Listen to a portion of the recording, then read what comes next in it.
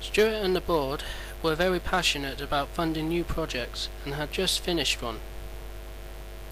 The old harbour in Lime Bay was half used by British Railways, and at night they would come up the line to use the port.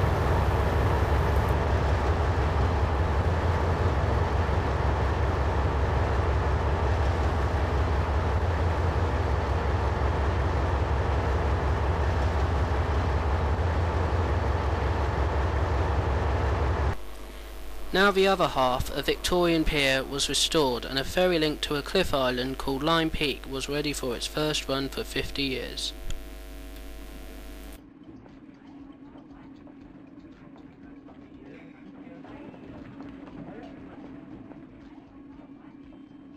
Tanya was back on the line, and her coaches had been painted and refurbished for her new service from Silkminster to Lime Bay Harbour. 10 minutes passed, and soon there was a from Harry, a high-speed train who came in with a special to London.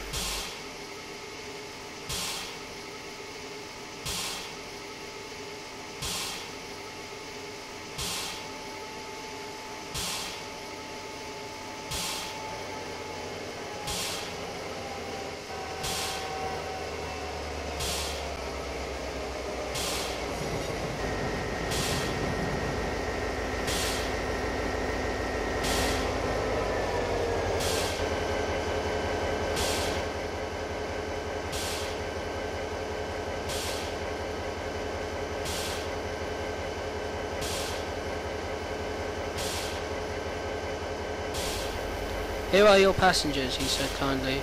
"Sonia will be by at 19:15 to take them home. Thank you." And at 9 she steamed out.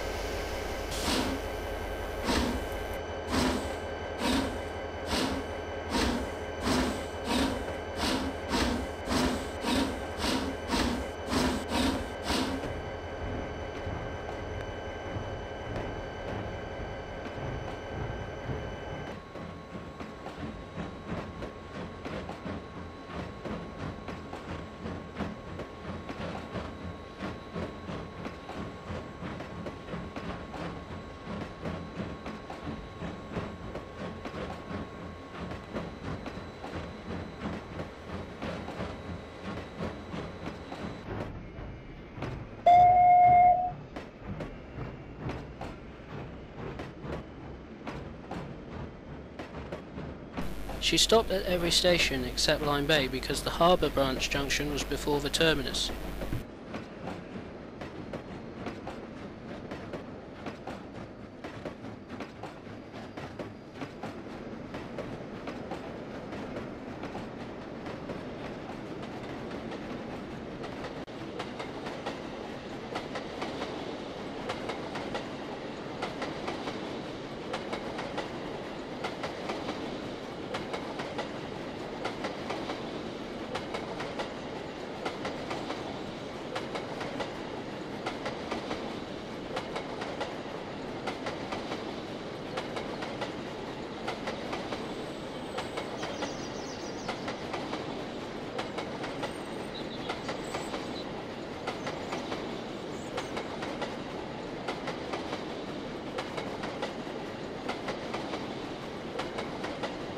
Along the line she saw a view of the town she had never seen before, because it had been so dark when she took the mail at night.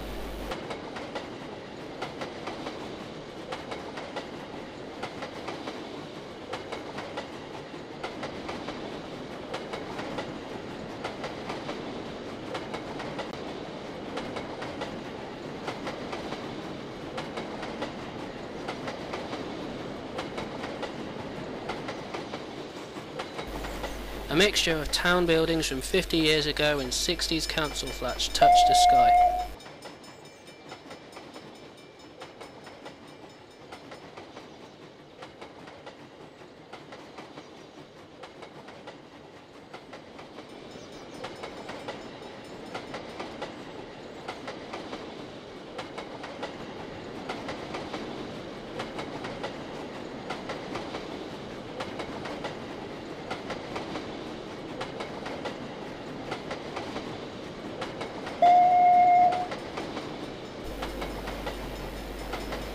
Over 2 level crossings, Tanya then rumbled over the most remarkable structure of all at 20 miles per hour.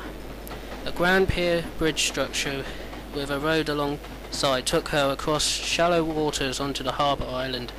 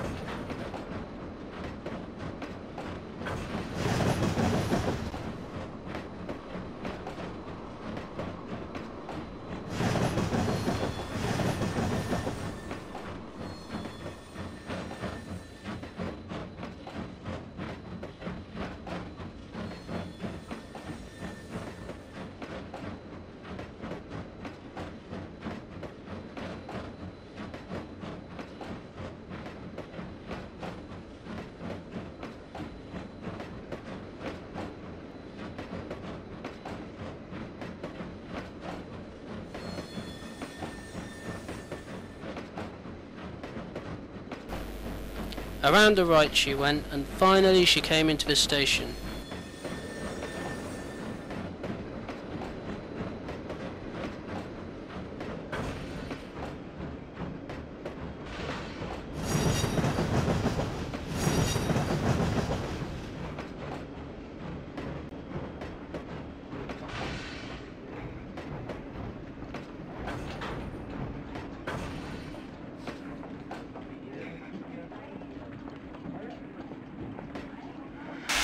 There in front of her was the seafront over the waters she had crossed of the Lime Bay seaside town.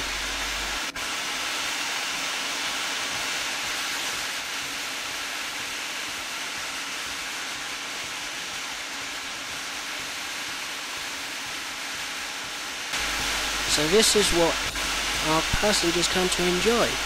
she said to herself as she watched kids playing and people shopping.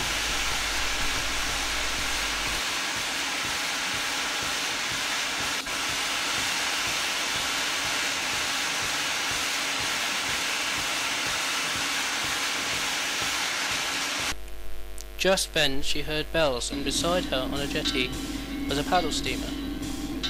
He was docked while passengers came off and hers went on him.